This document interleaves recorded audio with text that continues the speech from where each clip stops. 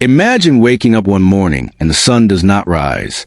Not metaphorically, not in the poetic sense. Literally, the sun comes up, but its light does not reach you. The sky stays the color of ash. The air smells faintly of something ancient and sulfurous, like the earth itself is burning somewhere far below. Noon comes, and it is no brighter than dusk. You look up, and you cannot find the sun. It is there, somewhere behind a veil so thick and so strange that not even its warmth bleeds through. You wait for it to pass. A day, a week, a month. It does not pass. For 18 months, 18 consecutive months, a dense, mysterious fog hung over Europe, the Middle East, and parts of Asia, blocking the sun, dropping temperatures across the Northern Hemisphere by as much as 2.5 degrees Celsius. That sounds small. It was not small. It was catastrophic. Summer temperatures dropped so drastically that snow fell in China in the middle of August. Crops failed across 3 continents. Famine gnawed its way from Ireland to Mesopotamia.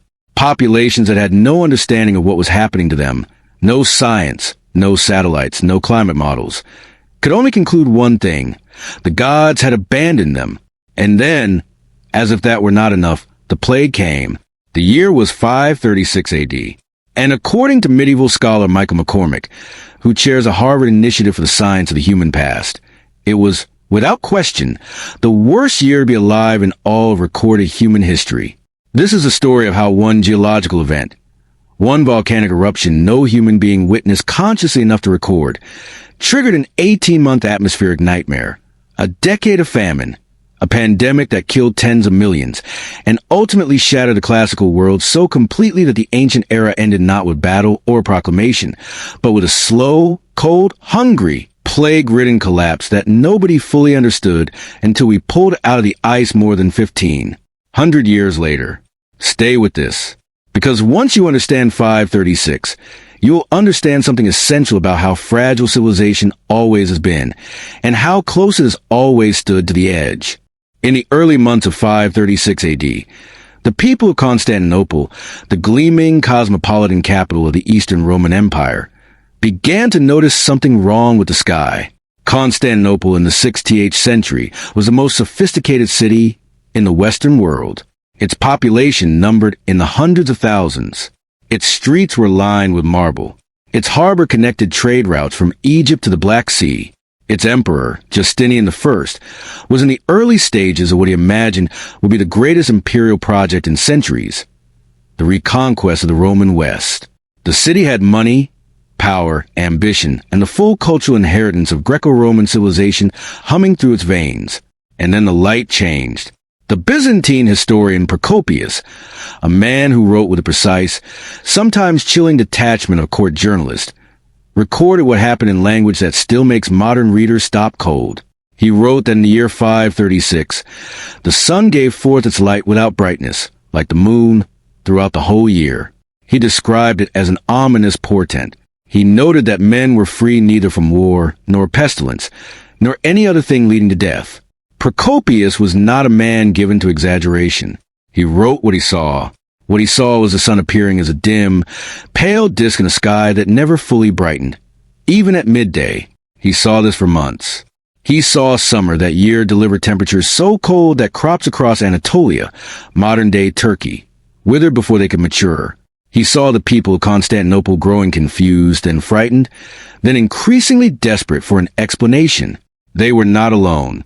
Across the Mediterranean, the Roman senator and scholar Cassiodorus, who served under the Ostrogothic King Theodoric in Italy, wrote letters to his administrators in the summer of 536 that drip with controlled alarm. He described the sun without rays, cloaked in a bluish discoloration. He wrote that the seasons appeared to be all jumbled up together. Summer had lost its warmth. The harvest was failing. The sky was wrong. His descriptions of the phenomenon, the bluish haze, the cold light, the eerie dimness, matched Procopius almost exactly, though the two men were writing from different ends of the Mediterranean. Something had happened to the atmosphere above the entire known world, and no one in 536 AD had any way to know what. Now, here is where the story becomes extraordinary, because the phenomenon was not local. It was not a regional weather event. The atmospheric anomaly of 536 AD left fingerprints across the entire Northern Hemisphere, and in the centuries before satellites or global communication, the only record of it is written in the logs of individual observers separated by thousands of miles, each one describing the same impossible, terrifying sky. In Ireland, the chronicles known as the Annals of Ulster recorded a failure of bread, a famine, in 536. Irish monks, writing in stone-cold monasteries on the rain-battered edge of the Atlantic world, noted that crops had failed. The connection to a darkened sky is implicit in the record. Even if the writers did not draw explicitly, Ireland, already one of the more climatically marginal places in Europe for grain cultivation, needed every degree of warmth it could get. 536 robbed it.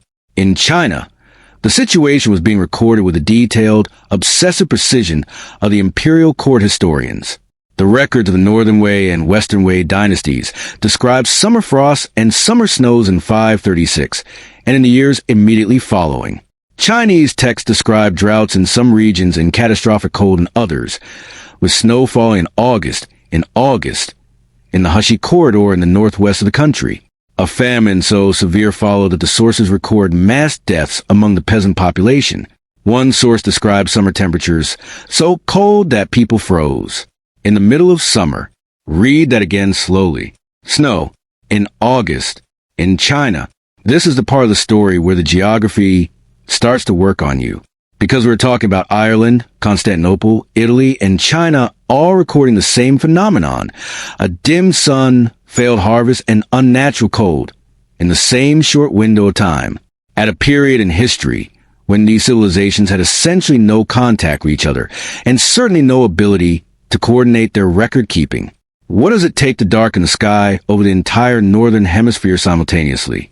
The answer, it turns out, required 1,500 years of science to find. But before we get to the detective story of what caused this, we need to stay in 536 for a while longer, because the scale of the human experience during those 18 months deserves to be understood on its own terms. Think about what 18 months of dim sun actually means for pre-industrial agriculture.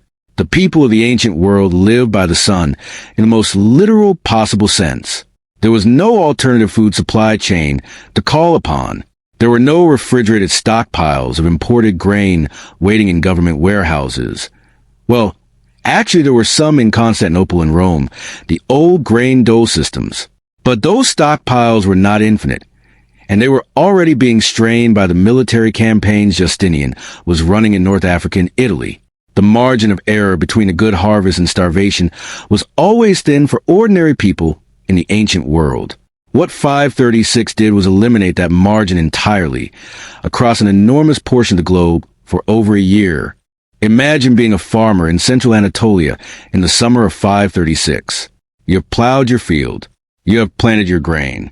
The sun rises every morning, but weakly, dimly, wrapped in a haze that gives no heat.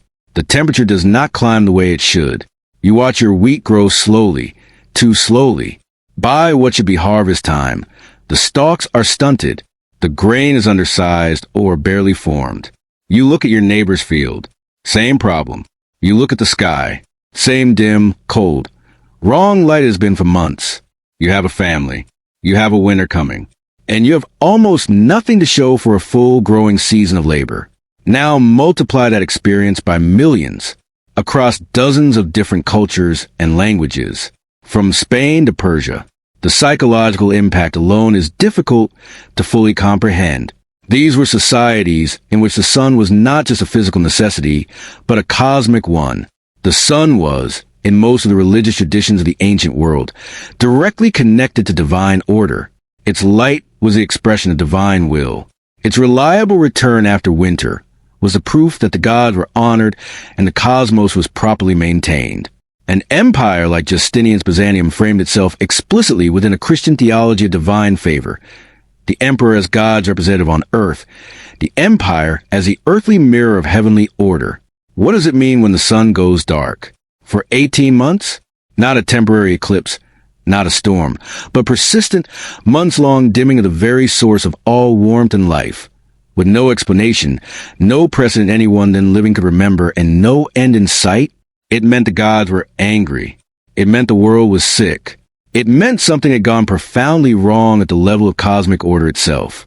And in a world where religious interpretation was a primary framework for understanding catastrophe, that interpretation had its own devastating consequences on morale, on social cohesion, on the willingness of people to continue laboring through a growing season that looked more cursed with every passing week.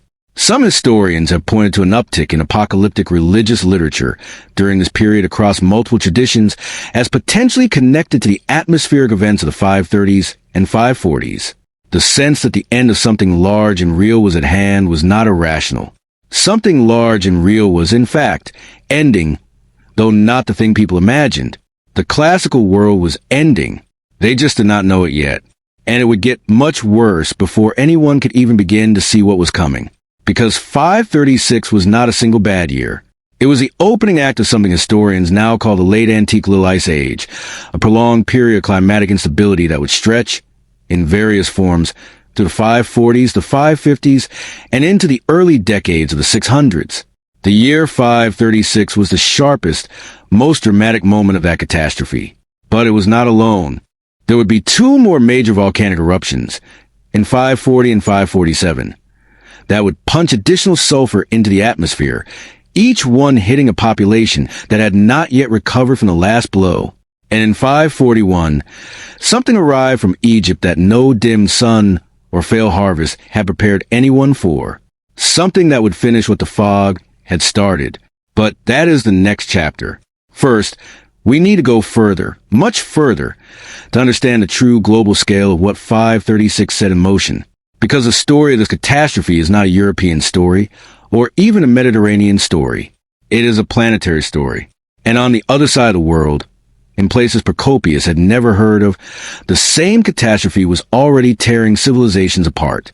There is a particular kind of silence that falls over civilization when it begins to understand that the problem is not going away, not the silence of peace, the silence of dread, the silence of people who have stopped talking about solutions because solutions have stopped presenting themselves. By the middle months of 536, that silence was spreading across the Northern Hemisphere like the fog itself, invisible, pervasive, and cold.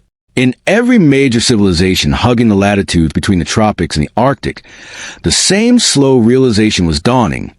The harvest was going to fail. The summer was not coming. And nobody knew why. What happened next is one of the most remarkable and tragic chain reactions in the entire history of human civilization. Because the catastrophe of 536 did not strike one place. It did not cripple one empire and leave the others intact. It reached around the globe, across cultures that had no contact with each other, across oceans that no one had yet fully mapped, and it broke things that had taken centuries to build. We're going to follow those dominoes, one by one, because each one tells a different story about the same catastrophe, and together they reveal something that historians are only now beginning to fully appreciate, that in 536 AD, the human world was so much more interconnected through climate, through trade, through shared ecological vulnerability, than anyone at the time could possibly have understood. Let's start in China, because what happened there in the second half of the 530s deserves far more attention than Western history has traditionally given it. In 536, China was politically fractured. The Grey Han dynasty had collapsed centuries earlier, and the country was divided into a patchwork of competing kingdoms and dynasties, each one claiming legitimacy, each one fighting for dominance, each one dependent on the agricultural productivity of the Chinese heartland. The Northern Wei dynasty, which had controlled much of northern China for over a century, was in the process of splitting into the Eastern Wei and the Western Wei, a fragmentation driven by internal power struggles and the relentless pressure of maintaining control over a vast, hungry population. Into this already strained political environment, the atmospheric catastrophe of 536 arrived with brutal precision. The imperial records of this period, the official court histories that Chinese bureaucrats maintain with extraordinary diligence, describe conditions that align almost exactly with what Procopius and Cassiodorus were recording on the other side of the Eurasian landmass. The sky over northern China in 536 and 537 was described as yellow and dusty. The sun was dim. The rains were wrong. Too little in some regions. flooding in others, as if the entire atmospheric system had been knocked off its rhythms. And then came the cold. In the summer of 536, Chinese records describe frost damaging crops in regions that had never seen summer frost before. In 537, there are records of drought so severe that rivers in the north of the country ran low or dry. And in the summer of 538, sources describe snow falling in the Hushi Corridor, the narrow strip of land connecting China proper to Central Asia along the old Silk Road, in what should have been the warmest months of the year, snow in summer. In the geographic heart of a Eurasian continent, the famine that followed was documented with the careful, bureaucratic horror that Chinese court historians brought to their worst subjects. One source from this period describes people eating the bark of trees. Another describes mass migration southward as northern populations fled the cold and the failed harvests. The death toll from starvation in northern China during the late 530s and early 540s is impossible to calculate precisely, but the population records that survive suggest a contraction so severe that some historians have compared it to a war. Except there was no army to blame. There was no enemy to fight. There was only the sky, cold and dim and unrelenting, and the earth below it, refusing to yield.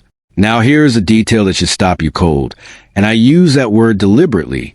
The same volcanic aerosols that were dimming the sun over Constantinople and Rome and Ireland were dimming it over Luoyang and Chang'an and the northern Chinese plain simultaneously.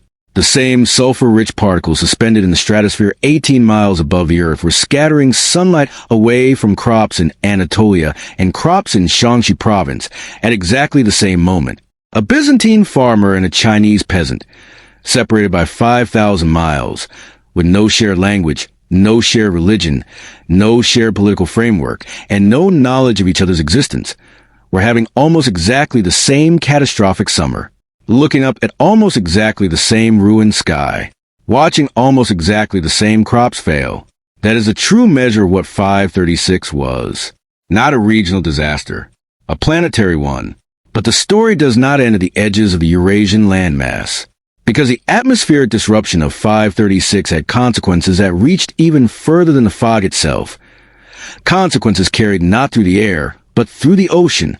On the western coast of South America, along the narrow strip of desert coast that borders the Pacific in what is now northern Peru, there existed in the 68th century one of the most sophisticated pre-Columbian civilizations in the Americas, the Moche. The Moche had been building their civilization for over 500 years by the time 536 arrived. They were extraordinary engineers and artists. They built massive adobe pyramid complexes, the Huaca del Sol and the Huaca de la Luna, that rivaled anything being built in Europe at the time in terms of sheer labor and organizational complexity. They produced ceramic art of such psychological depth and technical precision that modern archaeologists have used it to reconstruct intimate details of their religious practices, their social hierarchies, and their daily lives. They were sophisticated irrigators who had turned one of the driest coastal deserts on Earth into productive agricultural land by engineering a network of canals drawing from Andean rivers. And they were completely, almost exclusively, dependent on the Pacific Ocean. Specifically, they were dependent on the cold, nutrient-rich upwelling current known today as the Humboldt Current, the same oceanic conveyor belt that makes the waters off Peru among the most productive fisheries on the planet. The Humboldt Current drives the anchovy populations that the Moche harvested in enormous quantities. It also drives the rainfall patterns of the Andean foothills that feed their irrigation rivers. When that current was disrupted, which it is periodically by the climate phenomenon we now call El Niño, the results were devastating. Warmer Pacific waters replaced the cold upwelling. Fish populations collapsed. Andean rainfall shifted, causing catastrophic flooding in some areas and drought in others. The irrigation systems that the Moche had spent generations perfecting were overwhelmed or starved simultaneously. The volcanic winter of 536 and the massive atmospheric disruption it caused appears to have triggered or dramatically intensified a prolonged El Niño event along the South American Pacific coast. The evidence is in the archaeology. In the ruins of major Moche sites, archaeologists have found thick layers of flood deposits dating to the late 6th century, evidence of catastrophic rainfall events that destroyed irrigation infrastructure. Immediately above those flood layers, they find evidence of severe drought, And above the drought layers, they find evidence of sand encroachment, the desert reclaiming agricultural land that had been painstakingly kept productive for centuries. The most did not collapse overnight. Civilizations rarely do. But the archaeological record of the late 6th to 8th century shows a civilization under extreme and compounding stress. Abandonment of major sites, contraction of agricultural zones, a decline in elaborate artistic and ceremonial production that had been the cultural signature of most society at its height. By the 7th century, the Moche as a distinct cultural entity had effectively ceased to exist. What replaced them were smaller, more fragmented, more defensive polities, the kind of political successor states that emerge when a complex civilization has been broken past the point of recovery. The fog over Constantinople had reached, through the medium of the Pacific Ocean, a people on the other side of the planet who had never heard of Constantinople and never would. Now, let us come back across the ocean, back to Europe, back to the places where the documentary record of 536 is richest and most heartbreaking. In Ireland, the 6th century was supposed to be a golden age. Irish monasticism was at the height of its early creative flowering. The great monastic schools at Clonmacnoise and Bangor were becoming centers of European intellectual life, preserving and copying the texts of classical antiquity with a devotion that would, centuries later, help reseed European civilization with its own lost knowledge. Irish missionaries were spreading across northern Britain and into the continent. The island was alive with a cultural and spiritual energy that modern historians have called the Age of Saints. But the annals of Ulster, those meticulous year-by-year records kept by Irish monks, contain entries for the late 530s and 540s that read like a slow-motion catastrophe. The entry for 536 notes a failure of bread. The entry for 539 notes a mortality of children. These brief, clinical notations, the Irish annalists were not given the dramatic flourish, contained within the compressed reality of mass starvation and the deaths of the most vulnerable, children, whose immune systems and nutritional reserves are exhausted first when food runs out. Think about what that means in human terms. A monastic scholar sitting in a cold stone scriptorium on the western edge of the Atlantic world, scratching his annual entry into the chronicle, writing, failure of bread. 2 words that contain entire villages, entire families, an entire island slowly eating through its reserves with no summer warmth in sight and no understanding of when, or whether, the sky would return to normal. The famine of the late 530s in Ireland was severe enough that it left a mark in the population genetics of the island. There are researchers who have connected the demographic bottlenecks visible in ancient Irish DNA to the period of the late Antique Little Ice Age. The catastrophe was not just a historical event. It was biological. It rewrote the genetic inheritance of the Irish people. And Ireland was one of the better positioned places. It had no armies burning its cities. It had a network of monasteries that could organize some degree of communal food sharing. It had the Atlantic fisheries as a supplementary food source. It was not at the center of any military conflict during this precise period. If Ireland, with those relative advantages, recorded failure of bread and mortality of children, what was happening in places with none of those buffers? In Mesopotamia, the ancient river valley of the Tigris and Euphrates, the very cradle of Western civilization, the situation in the late 530s was, if anything, darker. The region was politically contested. The Persian Sassanid Empire controlled most of Mesopotamia and was in an almost permanent state of expensive military competition with the Byzantine Empire to the west. The populations of the Mesopotamian lowlands, one of the most agriculturally productive regions on Earth under normal conditions, thanks to the annual flood cycles of its great rivers, were already bearing the tax burden of this perpetual imperial rivalry. The climate disruption of 536 did not simply fail Mesopotamian crops. It disrupted the hydrology of the entire region. The Tigris and Euphrates are fed by snowmelt from mountains in what is now eastern Turkey and western Iran.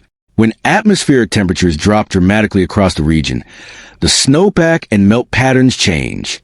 The timing and volume of the annual floods, the floods that have been the foundation of Mesopotamian agriculture since the very beginning of settled civilization, became unreliable.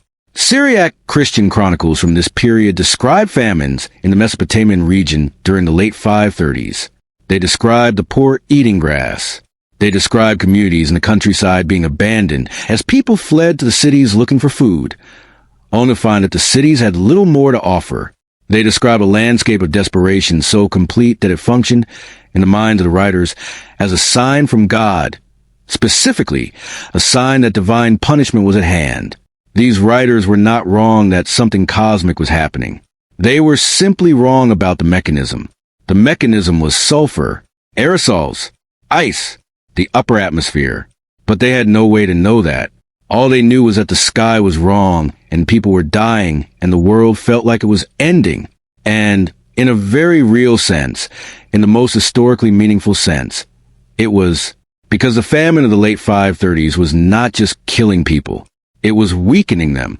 It was depleting populations across Europe, Asia, and the Middle East of the nutritional reserves, the immune resilience, and the social stability that they would desperately need when the next catastrophe arrived. And the next catastrophe was already on its way. Somewhere in the rat populations of Central Africa or the steppes of Central Asia, historians still debate the precise origin point. A bacterium was making a journey, carried in the gut of fleas, riding on the backs of rodents, moving along the same trade routes that connected the ancient world's economies.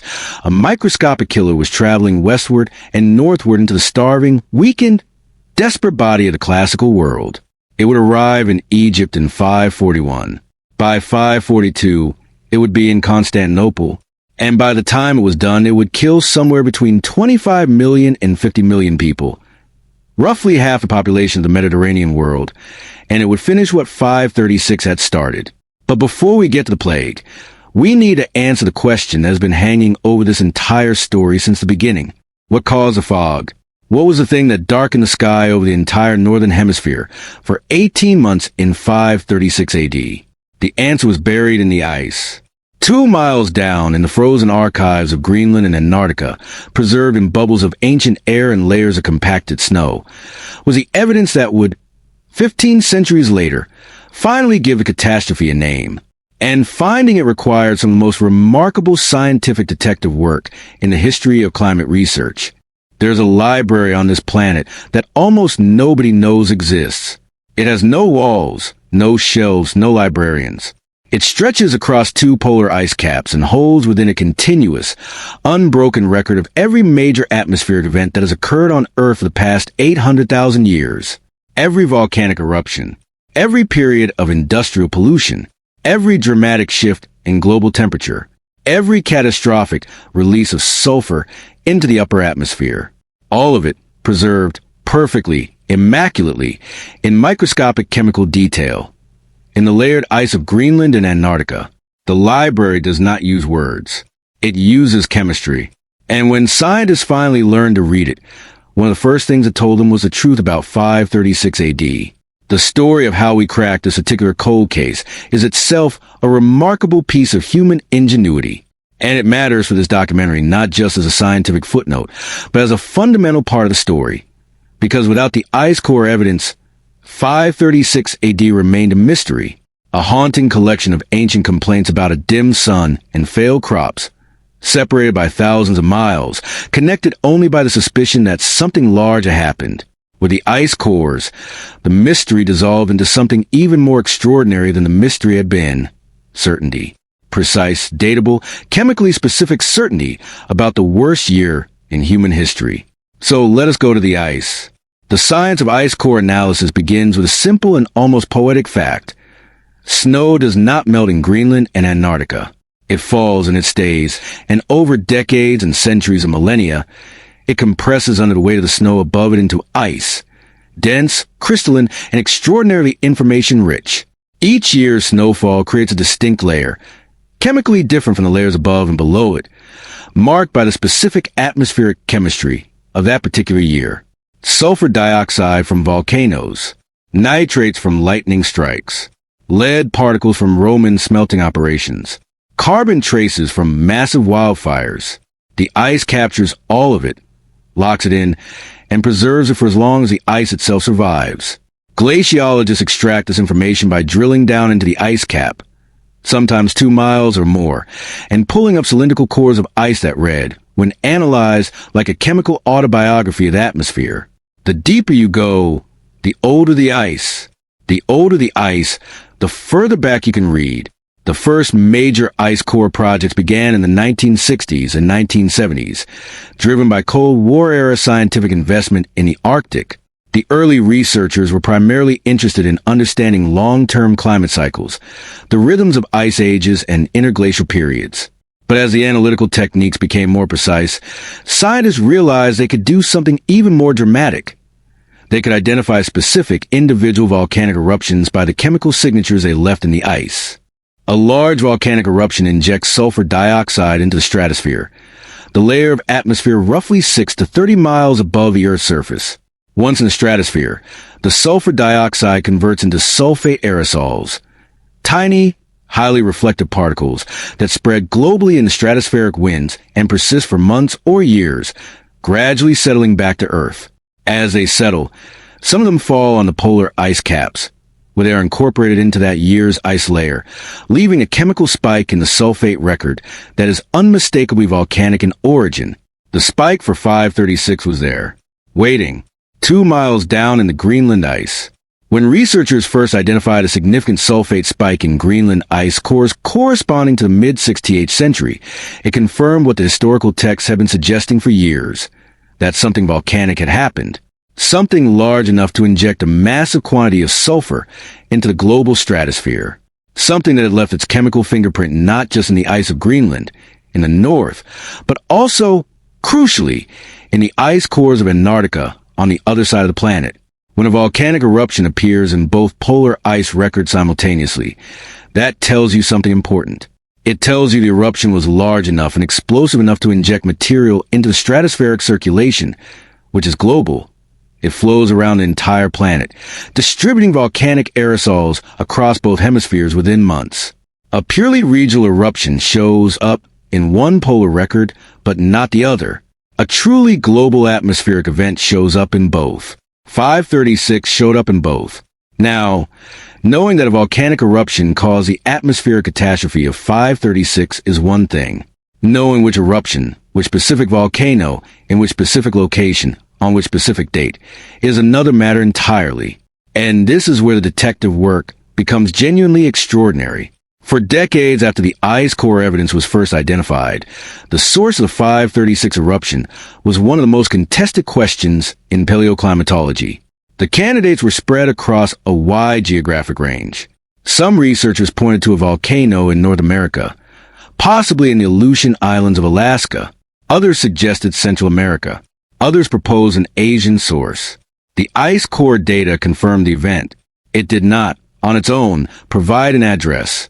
The breakthrough came through a combination of increasingly sophisticated ice core analysis and a technique called tephrogeochemistry. Tephra is volcanic ash, the fine, glassy particles of pulverized rock that erupt from volcanoes and travel through the atmosphere before settling. Like the sulfate aerosols, tephra particles from large eruptions can travel enormous distances and be preserved in ice cores. And here's the critical detail. Tephra from different volcanoes has a distinct chemical composition, almost like a fingerprint, determined by the specific mineral makeup of the magma that produced it. By extracting tephra particles from the relevant ice core layers and analyzing their chemical composition, scientists can match them, like a forensic DNA test, to the geological profile of specific volcanoes. When researchers at the Desert Research Institute in Reno, Nevada, and their colleagues at various European glaciological centers performed this analysis on the tephra preserved in the 536 ice core layer, the results pointed unmistakably to one region of the world, Iceland. Specifically, the analysis pointed to a caldera system in Iceland consistent with a volcano in the region that geologists call the Icelandic Volcanic Zone, one of the most volcanically active places on the planet, sitting directly atop the Mid-Atlantic Ridge, where the North American and Eurasian tectonic plates are slowly pulling apart, allowing magma to well up from below with terrifying regularity. The precise volcano most strongly implicated by the evidence, though the scientific debate continues with refinements, appears to be in the area of the Oriphagical or possibly the Katla volcanic system, depending on which research team's tephra analysis you consult. What is not in dispute is the regional identification, Iceland, and what is not in dispute is the timing. Early 536, almost certainly in the first few months of that year, based on the position of the sulfate spike within the annual ice layers. In early 536, a volcano in Iceland erupted with a force and character that geologists classify as a stratospheric injecting event, meaning the eruption column was powerful enough to punch through the troposphere, the lower atmosphere where weather occurs, and inject its sulfurous material directly into the stratosphere above. Once there, the aerosols were beyond the reach of rain, beyond the reach of normal atmospheric cleansing processes. They simply stayed, spread by stratospheric winds, circling the globe, reflecting incoming solar radiation back into space before it could warm the Earth's surface. The mechanics of what happened next are now well understood by climate scientists. The sulfate aerosols act as a kind of parasol, a global, semi-transparent veil that does not block sunlight entirely, but scatters enough of it that significantly less solar energy reaches the surface. The result is a measurable drop in surface temperatures.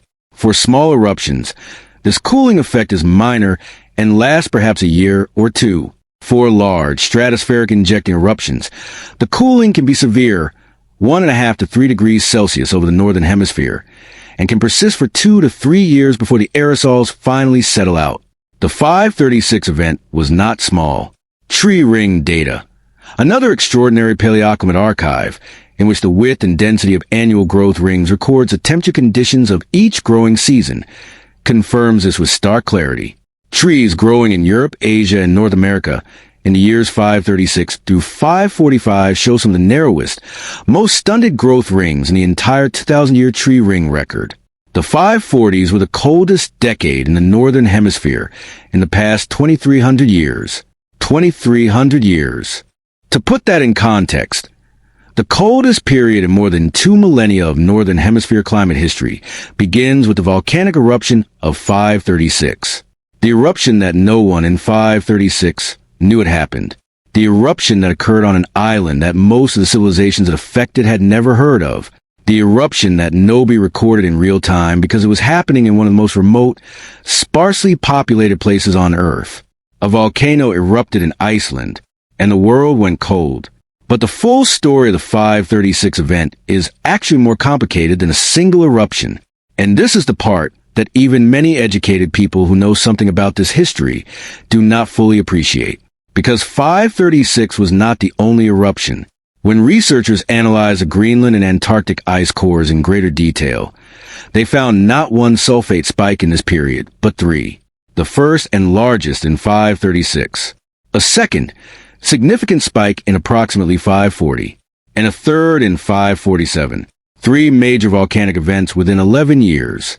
Each one injecting additional sulfate aerosols into a stratosphere that had not yet fully cleared from the previous eruption. Each one hitting a Northern Hemisphere population that was already weakened, already short of food, already operating without any climate buffer whatsoever. The 540 eruption was sourced, through tephra analysis, to a different volcano, possibly in Iceland again, or possibly in the North American volcanic arc.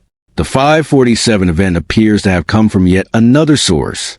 The precise identifications are still being refined as ice core analysis techniques improve.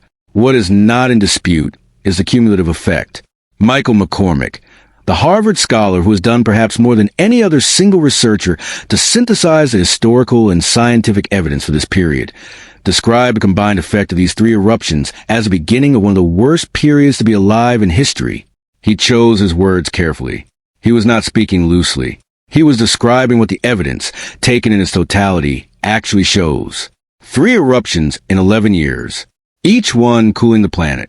Each one compounding the agricultural failures of the previous event. Each one dropping temperatures in a decade that was already running at the coldest average in more than 2,000 years. Now let us pause here and think about something that the science reveals which the historical texts could never have captured on their own. When Procopius wrote about the dim sun, when Cassiodorus described the wrong seasons, when the Irish monks wrote failure of bread, when the Chinese court historians described snow in August, none of these writers knew what had caused what they were witnessing. None of them could have known. The connection between a volcanic eruption in Iceland and crop failures in Anatolia requires an understanding of stratospheric chemistry, aerosol physics, and global atmospheric circulation that simply did not exist in the 6th century. What they were experiencing as a divine mystery, a portent, an expression of cosmic anger, was in fact a perfectly comprehensible chain of physical causation. A volcano erupted. The eruption column reached the stratosphere. Sulfate aerosols spread globally. Sunlight was scattered. Surface temperatures dropped. Growing seasons shortened. Crops failed. People starved. No gods. No divine punishment. No cosmic message. Just chemistry. Just physics. Just the terrifying, indifferent mechanics of a planet on which volcanism is a basic geological fact of life. But here is what that realization should do to you. And I want you to sit with this for a moment, because it is one of the most profound implications of the entire story. If the catastrophe of 536 was a result of a natural geological process, then it was not the last time something like this could happen. The Icelandic volcanic zone is still active. The mid-Atlantic ridge is still spreading. The same geological conditions that produced the 536 eruption are still present. A similar eruption of similar magnitude, injecting similar quantities of sulfur into the stratosphere, could happen today. The difference is that today, we understand the mechanism. We have ice cores and tree rings and satellite data and climate models. We would see it happening. We would know what it was. We would, hopefully, be in a better position to organize a global response. Hopefully, though looking at how the modern world manages collective action problems, one is perhaps not fully reassured. But in 536, there was no understanding, no preparation, no global coordination, and no response possible beyond surviving the next winter. And the people doing that surviving were already stretched beyond their limits by the first eruption when the second one hit in 540, and were still reeling from the second when the third hit in 547. And somewhere in those same years, between the first eruption and the third, the rats were moving. The rats and the fleas, moving along the Nile, moving through the grain ports of Egypt, moving into the vast, interconnected, beautifully engineered, and now catastrophically weakened trading system of the ancient Mediterranean world. Here is something the ice cores tell us that historians find particularly chilling. The sulfate record in the Greenland ice does not just show volcanic eruptions. It also shows something else in the mid-6th to 8th century. Lead levels in the ice, which track the activity of metal smelting, since lead is a byproduct of silver and copper production, show a dramatic decline beginning in the 540s and continuing to the 550s and 560s. Lead in ice cores is, effectively, a proxy for economic activity. More smelting means more trade, more industry, more economic complexity. Less smelting means economy is contracting. People are producing less, trading less, building less. The lead levels in the Greenland ice cores for the mid-6th century drop to some of the lowest levels recorded in the entire 2,000-year record. The economy of the ancient world was collapsing, and the ice knew it before the historians did. What was killing the economy? The same thing that was killing the crops, the same thing that was killing the children in Ireland, the same thing that was rewriting the political map of the Mediterranean. The cold, the famine, and very soon the plague. The ice cores gave us the eruption. The tree rings gave us the temperature. The lead levels gave us the economic collapse. And the historical texts gave us the human faces of all three. But there is one more archive that the scientists consulted, one more repository of evidence that brought the entire story into its sharpest, most devastating focus.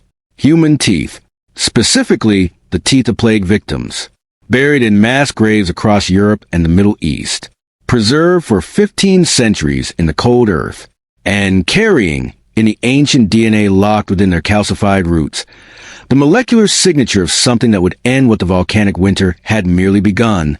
The bacterium was called Yersinia pestis. You know it by another name.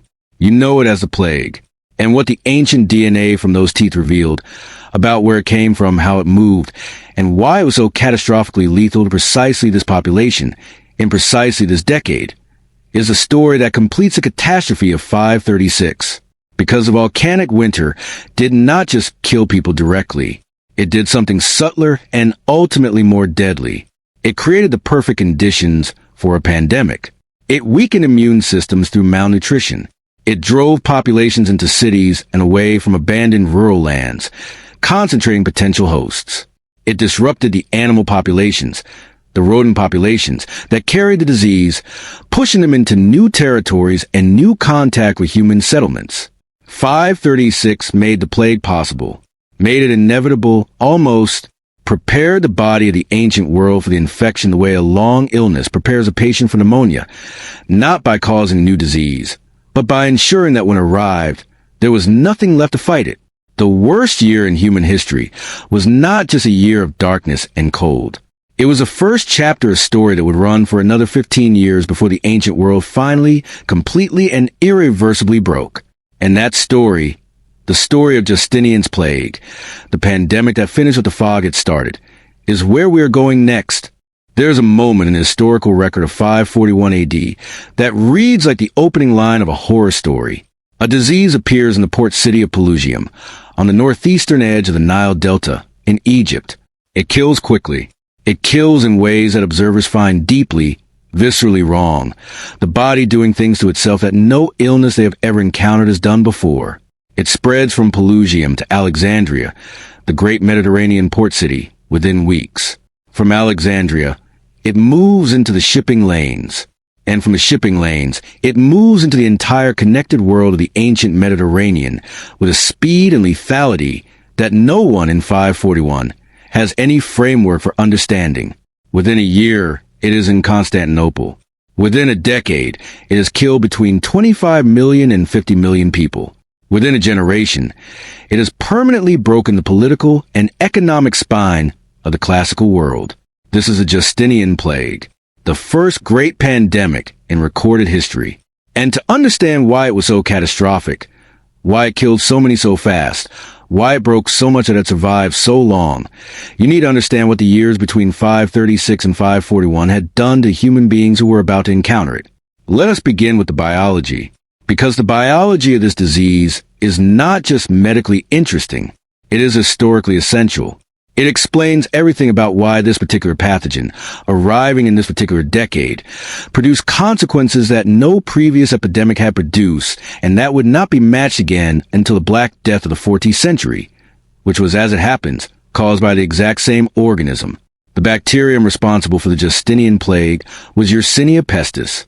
We know this with certainty because of ancient DNA. In the last 15 years, forensic geneticists working with archaeologists have extracted and sequenced the genetic material of Yersinia pestis from the teeth of individuals buried in 6th century mass graves across Europe and the Middle East, in Germany, in France, in England, in the Near East. The ancient DNA is degraded, fragmentary, difficult to work with, but it is unmistakable. The molecular signature of Yersinia pestis is distinctive enough that even in damaged 1,500-year-old samples, it can be identified with confidence. The same bacterium that caused the Black Death of 1347 to 1353 AD caused the Justinian Plague of 541 to approximately 549 AD. The same organism, different strain, somewhat different genetic profile, but the same species, the same fundamental biology, the same basic mechanism of transmission and lethality. Yersinia pestis is, by any measure, one of the most lethal pathogens in human history. It is a bacterium, not a virus, which means it can be killed by antibiotics, a fact that was of absolutely zero relevance in the 6th century since antibiotics would not be discovered for another 1,400 years. It is carried primarily by fleas.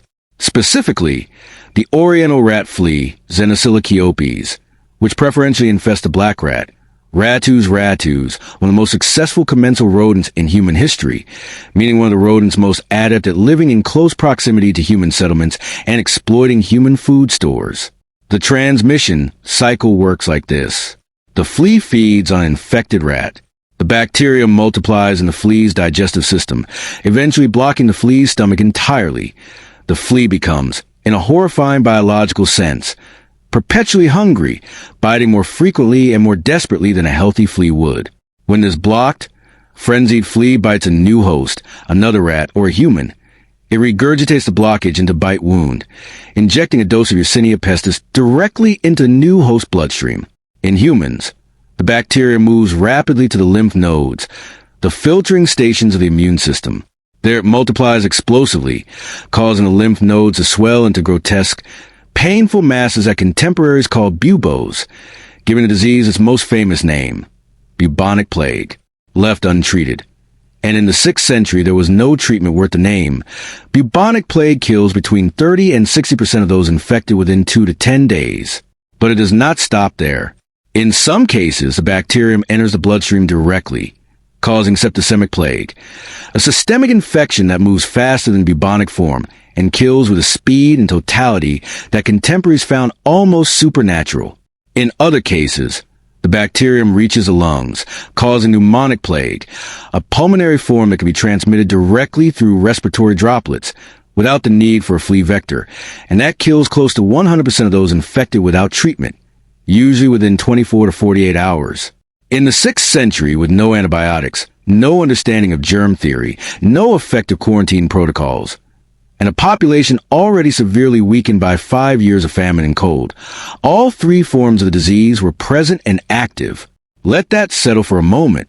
A disease with multiple transmission pathways, multiple clinical presentations, kill rates ranging from 30% in the most survivable form to essentially 100% in the worst, moving through a population that had been nutritionally depleted for half a decade, moving through cities swollen with rural refugees who had fled the failed harvest of the late 530s, moving through a trading network that connected Egypt to Constantinople, to Italy, to Spain, to the shores of the Black Sea.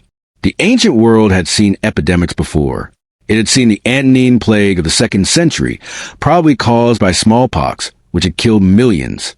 It had seen the plague of Cyprian in the 3rd century, whose pathogen is still debated, but it had never seen Yersinia pestis. Its immune systems had no ancestral memory of this particular organism. Its medicine had no response. Its governments had no playbook. The account left by Procopius of the plague in Constantinople is one of the most harrowing pieces of prose in all of ancient literature. Procopius was there. He saw it, and he wrote about it with a controlled, unflinching precision of a man who understood that what he was witnessing was historic, even as it was killing the people around him. He describes the onset of the disease. A sudden fever, mild at first, almost unremarkable. Then, within a day or two, the swellings in the groin and the armpit behind the ears. Some victims became delirious. Some fell into a coma-like stupor from which they could not be roused. Some experienced vivid hallucinations.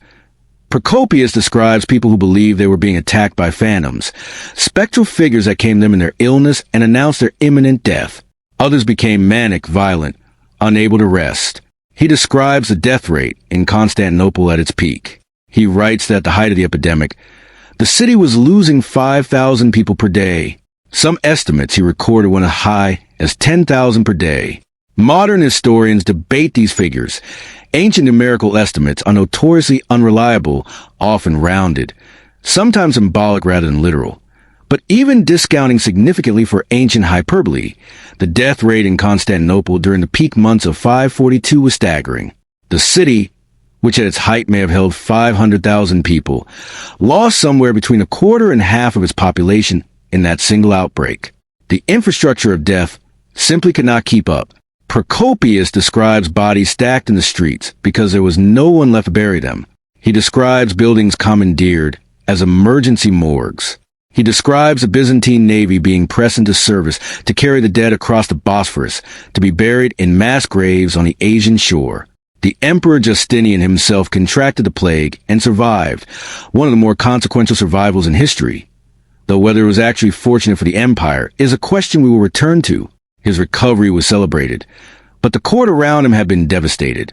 The administrators, the generals, the tax collectors, the legal scholars, the entire complex human machinery of the Byzantine state had been shredded by the epidemic. And Constantinople was not alone. From Constantinople, the plague radiated outward along every trade route, every military supply line, every religious pilgrimage path that connected the Byzantine world to its neighbors. It moved west through Greece and into Italy. It moved east through Anatolia and into Persia. It moved south through the Levant and into the Arabian Peninsula. It moved north through the Black Sea ports and into the Gothic kingdoms of Eastern Europe. Everywhere it went, It followed the same brutal arithmetic. Arrive in a port city. Explode through the urban population in weeks. Follow the roads into the countryside. Kill between a quarter and half of those encountered. Leave behind a traumatized, decimated, economically paralyzed remnant and move on. In Italy, the plague arrived in 543 and hit a peninsula already ravaged by nearly a decade of warfare. Justinian's general Belisarius had been fighting the Ostrogoths for control of Italy since 535, a war that had already devastated the Italian agricultural economy, disrupted the food supply chains, and driven large numbers of rural Italians into relative safety of walled cities.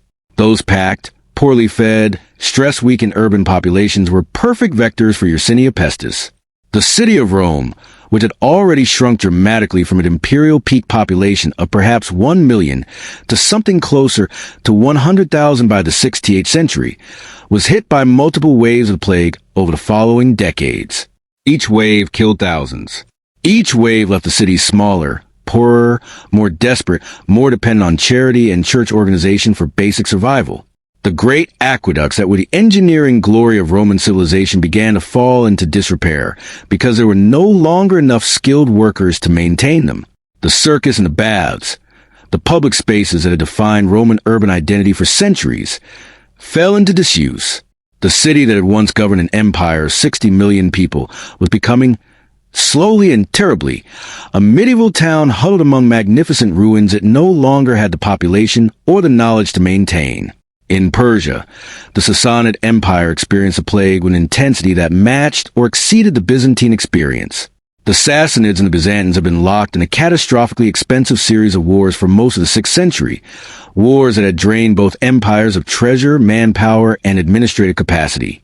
The plague hit both exhausted giants simultaneously, which had a paradoxical short-term effect.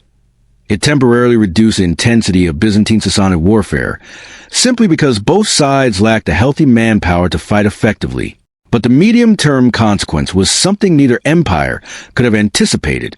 By killing so many people in so many places, the plague was reshaping the demographic map of the Near East in ways that would, within a century, make possible something that seemed in 542 utterly inconceivable. The emergence of a new religious and political force from the Arabian Peninsula that would sweep through the plague-weakened Persian and Byzantine frontiers with a speed and totality that remains one of the most remarkable events in all of military history.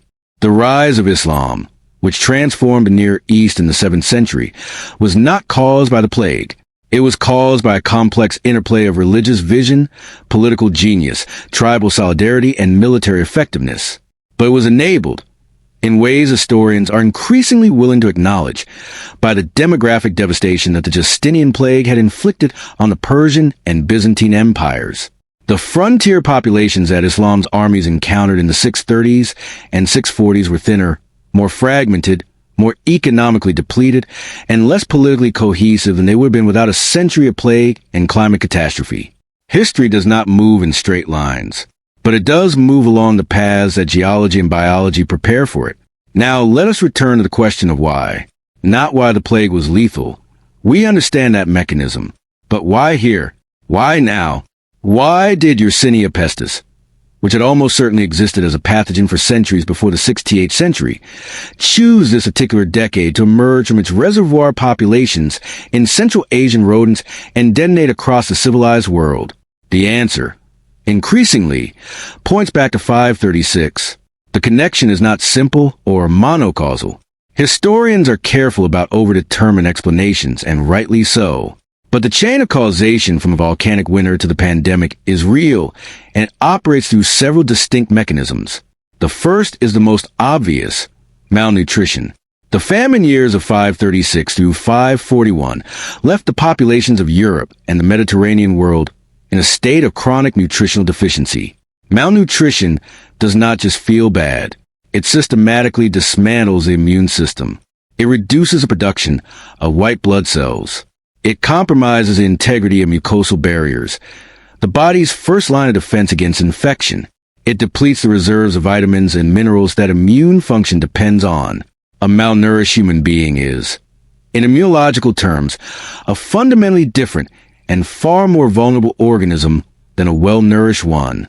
The people of the Mediterranean world who encountered Yersinia pestis in 541 and 542 had been nutritionally depleted for 5 years. Their immune systems were already compromised before the bacterium arrived. The kill rate that Procopius describes, the speed with which healthy-seeming people collapsed and died, is entirely consistent with a population whose immune defenses had been pre-weakened by years of inadequate nutrition. The second mechanism is ecological. The volcanic winters of 536, 540, and 547 disrupted rodent populations across Eurasia in ways that are only beginning to be understood. Climate stress drives rodents, including the species that serve as reservoir hosts for Yersinia pestis, into new territories, new habitats, new patterns of contact with other species and with human settlements. A disrupted climate means disrupted rodent ecology. Disrupted rodent ecology means disrupted flea ecology. Disrupted flea ecology means new transmission opportunities for a bacterium that has been quietly circulating in its reservoir population for centuries, without ever finding its way into the dense, connected human populations of the Mediterranean world. The volcanic winter, in this reading, was not just a background condition for the plague. It was an active driver of the ecological disruption that gave the plague its pathway into human civilization. The third mechanism is demographic and social.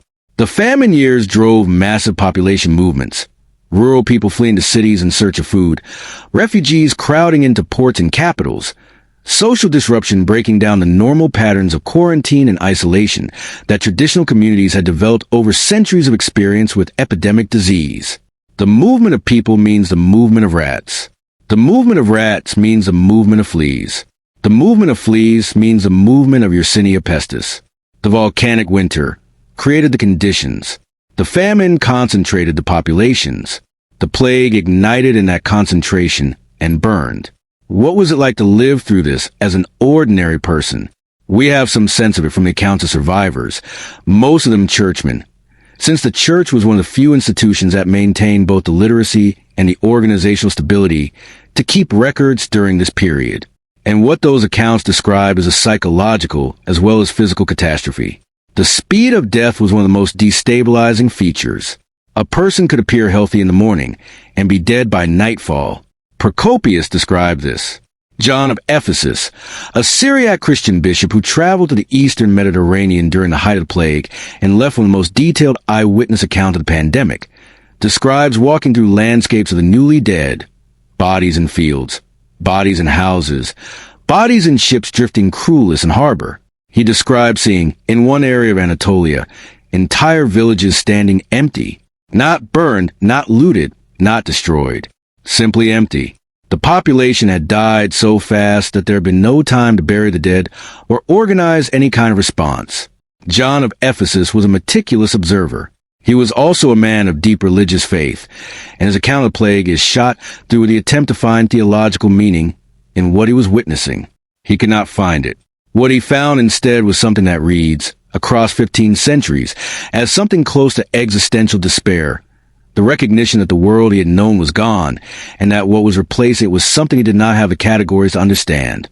The social fabric of the ancient world tore in specific and irreversible ways during the plague years. The institution of the family, already strained by years of famine, was devastated by the random, indiscriminate lethality of the disease.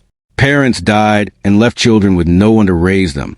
Children died and left parents in a grief so total that contemporaries describe survivors losing the will to maintain themselves. The economic bonds that held communities together, the obligations of landlord to tenants, of patrons to clients, of merchants to suppliers, were severed by death so comprehensively that the economic system of the ancient world began to seize up in ways it would not recover from. Land was abandoned, not because people chose to abandon it, but because there was no one left to work it. Tax revenues collapsed, not because people refused to pay, but because the tax base itself had been decimated. The armies that Justinian had been using to reconquer the Western Roman Empire became impossible to maintain and resupply. The Grand Imperial Project, the last great attempt to restore the unified Roman world, ran out of blood and money at almost exactly the same moment. The plague did not just kill people. It killed the idea of what the ancient world had been. There is one more thing that the Justinian Plague did that is rarely discussed, but historically essential. It changed what people believed. In the decades before the plague, the theological landscape of the Mediterranean world was turbulent but fundamentally recognizable as an extension of late classical culture. Christianity had been the official religion of the Roman Empire for roughly 2 centuries, but it was a Christianity still in some ways in competition with the philosophical and cultural inheritance of Greece and Rome. The great Christian intellectuals of the 5th century, Augustine, Jerome, Ambrose, were deeply formed by classical education. The Christianity they practiced and preached was sophisticated, philosophically engaged, and genuinely continuous with the intellectual traditions of antiquity. The plague broke that continuity. When a disease kills a third to a half of the educated population of a civilization within a generation, when it kills the teachers, the administrators, the monks who copy manuscripts, the bishops who maintain theological schools, the transmission of knowledge breaks down. Things are forgotten. Texts are lost. The chain of intellectual inheritance snaps. What fills the vacuum is not always worse than what it replaces. Sometimes what fills a vacuum created by catastrophe is remarkably creative, remarkably human, remarkably adaptive, but it is different. It is discontinuous. It represents a break with the past that no one intended and no one could reverse. The Christianity that emerged from the plague decades of the mid-6th century was more apocalyptic, more focused on the end of the world, more theologically rigid, more distrustful of classical learning than the Christianity that had entered those decades. The intellectual flexibility of late antique Christianity narrowed.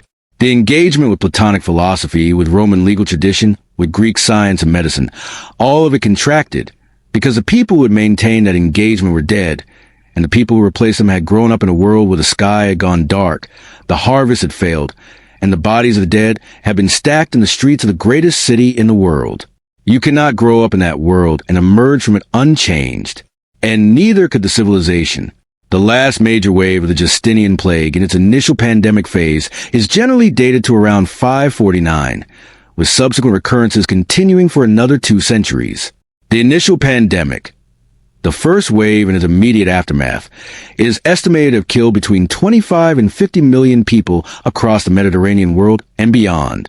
Some recent scholarship, incorporating new ancient DNA evidence and revised demographic estimates, pushes that figure higher still. But the numbers, as always, are abstractions.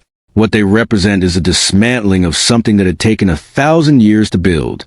The legal systems, the trade networks, the agricultural infrastructure, the urban populations, the intellectual traditions, all of it had been built incrementally over centuries by uncountable individual human decisions and investments and sacrifices. The volcanic winter of 536 weakened it. The famine of the late 530s broke it. The plague of 541 through 549 destroyed it.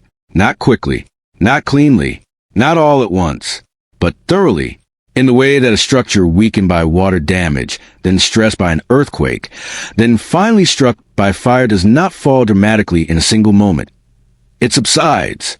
It collapses inward. It becomes something that can no longer function as what it was, even if its walls are still technically standing. The walls of the ancient world were still technically standing in 549. The Eastern Roman Empire still existed. The city of Constantinople still stood. Churches still held services. Courts still issued rulings. Generals still commanded armies. But something essential had gone, something that would not return. And in the years that followed, as the dust settled, as the plague recurred in smaller waves, as the surviving population struggled to rebuild something from the ruins of what had been, what emerged was recognizably, unmistakably, irreversibly different from what had gone before. What emerged was the medieval world. How that emergence happened, what specifically broke, what specifically survived, and what specifically was born in the wreckage of the classical world, is the final act of this story. And it begins with a man who refused to believe it was over. His name was Justinian, and his refusal to accept the ending of the ancient world may have done more to ensure that ending than anything else. There is a particular kind of tragedy that belongs only to people who refuse to accept that what they are trying to save is already gone. Justinian I, Emperor of the East, Roman emperor in the tradition, he considered unbroken from Augustus and Constantine, was that kind of man. He was brilliant, tireless, theologically obsessive, and possessed of a vision so vast and so coherent that even his enemies acknowledged its grandeur. He wanted to reunite the Roman world. He wanted to close the wound that had opened in 476 AD when the last Western Roman emperor had been deposed by a Germanic chieftain, and the western half of the empire had fragmented into a patchwork of barbarian kingdoms. He came agonizingly close, and in coming close, he may have guaranteed that it could never actually happen, because Justinian's great reconquest, his campaigns in North Africa, in Italy, in southern Spain, the legal codification project that produced the Corpus Juris Civilis, the building programs that produced the Hagia Sophia, all of it was funded by the tax revenues of an empire that the volcanic winter and the plague were simultaneously destroying. And the military campaigns he prosecuted so relentlessly, drawing soldiers and supplies away from the eastern frontiers, left the empire exposed in precisely the directions for which the next great challenge would come. To understand why the ancient world ended when and how it did, you need to understand Justinian not just as a historical figure, but as a symbol of something larger. The last great attempt by a classical mind operating within classical assumptions to hold together a classical world that the catastrophes of the mid-6th century had already irrevocably unmade. Let's go back to what the empire looked like in 535, 1 year before the fog. By any reasonable metric, the Eastern Roman Empire under Justinian in 535 was a going concern. It was wealthy, administratively sophisticated, militarily capable, and ideologically coherent. Its capital at Constantinople was the largest city in the Western world, and one of the great urban achievements of human civilization. Its legal system, which Justinian was in the process of codifying and systematizing, was the most sophisticated body of civil law that had ever existed anywhere on earth, an inheritance from centuries of Roman jurisprudence that would eventually become the foundation of virtually every legal system in the modern Western world. The empire's economy, while strained by the cost of defending long frontiers, was fundamentally functional. The grain fleets from Egypt still moved. The merchant ships still crossed the Mediterranean. The artisans of Constantinople still produced silk and glass and jewelry that commanded premium prices from buyers as far away as India and China. The great estates of Anatolia and Syria still produced agricultural surpluses that fed the cities and funded the state. Justinian's general Belisarius had just completed the reconquest of the Vandal kingdom in North Africa, a campaign of stunning military efficiency that seemed to confirm the empire's capacity to project power across the entire Mediterranean basin. The next target was Italy, then held by the Ostrogoths. After Italy, perhaps southern Spain. The dream of a reunified Roman world seemed, in 535, genuinely achievable. Then the sky went dark. The Gothic War in Italy, which Justinian launched in 535 and which was supposed to be a swift, decisive reconquest on the model of the North African campaign, became instead one of the longest, most destructive, most expensive military conflicts in the history of late antiquity. It lasted nearly 20 years. It did not end until 554, and by the time it ended, it had accomplished something that no amount of Gothic military resistance could have accomplished on its own. It had destroyed Italy, not the Gothic kingdom. Italy, the land itself, the agricultural base, the urban infrastructure, the population. The war unfolded against the backdrop of the volcanic winter and the plague in a way that created a perfect storm of destruction. As the Byzantine and Gothic armies maneuvered across the Italian peninsula, burning crops to deny the enemy supplies, besieging cities until their population starved into surrender, cutting aqueducts, disrupting trade routes. The civilian population was simultaneously being hammered by the climatic catastrophe of the late 530s, and then by the plague from 543 onward. The result was a demographic collapse in Italy so complete that modern archaeologists can read it in the settlement patterns of the peninsula, sites that have been continuously occupied since the Roman Republic. Farms, villages, secondary towns show abandonment layers dating to the mid-6th century. Not destruction layers, not burn layers, abandonment layers. The people simply stopped being there. The population of Italy in 554, when the Gothic War finally ended with Byzantine victory, was a fraction of what it had been in 535 when the war began. Some estimates suggest Italy lost between a third and half of its total population in the 2 decades of war, climate catastrophe, and plague combined. The country that Justinian had reconquered was a ghost of the country he had set out to reconquer, and he had bankrupted the empire to do it. Here is the financial reality of Justinian's grand project, stated as plainly as possible. Maintaining a military campaign in Italy for 20 years, simultaneously defending the eastern frontier against the Sassanid Persians, rebuilding Constantinople after the Nika riots of 532 had burned much of it, constructing the Hagia Sophia, one of the most expensive building projects in ancient history, and managing the administrative costs of a suddenly much larger empire all required money. Vast quantities of money, more money than the empire, even in the best of times, would have found comfortable. These were not the best of times. The volcanic winter destroyed the agricultural tax base across Anatolia, Syria, and Egypt, the 3 richest provinces of the empire. The plague then killed a significant percentage of the tax-paying population of those same provinces. The tax revenues that Justinian needed to fund his campaigns collapsed at precisely the moment the campaigns became most expensive. His response was to increase tax pressure on the surviving population, which was politically toxic, economically counterproductive, and ultimately self-defeating. You cannot extract increasing revenue from a population that is simultaneously shrinking, starving, and dying of plague. But there was no good option. The war had its own momentum. The ideology of reconquest had its own logic. To stop was to admit failure. To admit failure was unthinkable for a man of Justinian's temperament and self-conception. So he continued, and the empire paid a price that its finances could not actually sustain. By the time Justinian died in 565, he left behind an empire that had, on paper, achieved his great goal. The Mediterranean was once again, in formal terms, a Roman lake. Byzantine flags flew over Carthage and Ravenna and Cartagena. The Corpus Juris Civilis was complete, a monument of legal genius that would outlast the empire by 1,000 years and shape the legal codes of every major European nation.